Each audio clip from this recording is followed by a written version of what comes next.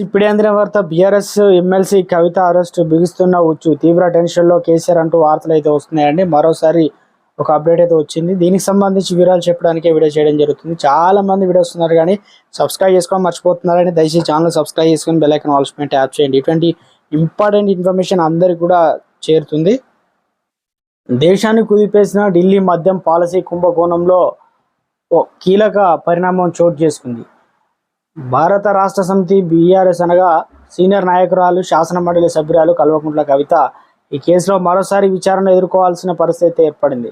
Delhi liquor scam కేసును దర్యాప్తును చేస్తున్న సిబిఐ అధికారులు కవితకు సమన్లు జారీ చేశారు. ఈ నెల 26వ తేదీన విచారణకు రావాల్సిందని ఉంటుందని ఆదేశాలు అయితే ఇచ్చారు. గతంలో ఇదే కేసులో ఎన్ఫోర్స్మెంట్ డైరెక్టర్తో అధికారులు కూడా సమన్లు ఇచ్చినప్పటికీ కానీ హాజరు కాలేదు కవిత.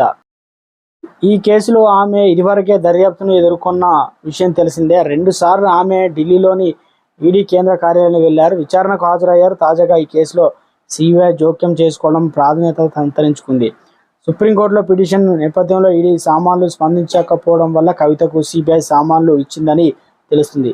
లోక్సభ ఎన్నికలకు ఎదుర్కోవడానికి బీఆర్ఎస్ సిద్ధమవుతున్న ప్రస్తుత పరిస్థితిలో సిబిఐ అధికారులు కవితకు సమన్లు ఇవ్వడం అటు రాజకీయంగా కూడా ప్రాధాన్యత సంతరించుకుంది. ప్రస్తుతం తెలంగాణలో బీఆర్ఎస్ అధికారంలో లేదు. గత ఏడాది జరిగిన ఎన్నికల్లో కాంగ్రెస్ చేతిలో పరాజయాన్ని చవిచేసి వచ్చింది. ప్రతిపక్ష పాత్ర పరిమితమైంది. ఈ పరిస్థితిలో కవిత సిబిఐ నుంచి సామాన్లను అందుకోవడం చర్చనీయాంశం అవుతుంది. ఢిల్లీ లిక్కర్ కుంభకోణంలో ఇప్పటికే ఆమె ఆమ్ ఆద్మీ పార్టీ సీనియర్ నేత, ఢిల్లీ మాజీ ఉప ముఖ్యమంత్రి మనీష్ సిసోడియా, మాజీ మంత్రి సత్యేంద్ర జైన్, ఎంపీ సంజయ్ సింగ్ విచారణ ఎదుర్కొంటున్న ఇక జైలు జీవితాన్ని కూడా గడుపుతున్నారు.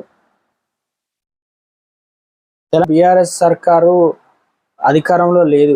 ఈ కారణం చేత కాంగ్రెస్ అధికారంలో ఉంది.